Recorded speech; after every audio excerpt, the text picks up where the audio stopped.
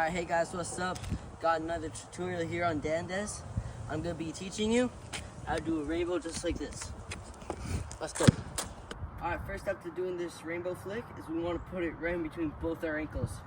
Now we're going to jump up with both our legs, and once your heel gets about here, you're going to let go.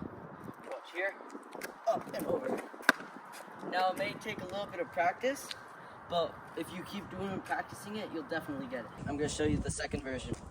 Alright, first step to doing the second rainbow flick is you want to have the inside of your foot to the heel of your other foot. So the ball's in the middle, heel, and inside, just like this. What you're going to do, you're going to roll it up your leg, and with your heel, you're going to flick it over. So roll up and flip. Alright, once you got used to rolling up and hitting it, then you got to do it a little faster. That way it goes all the way over your head. Roll, hit, just like that. Hey guys, if you liked the video, make sure to check out my other tutorials, subscribe, and like the video. Thanks.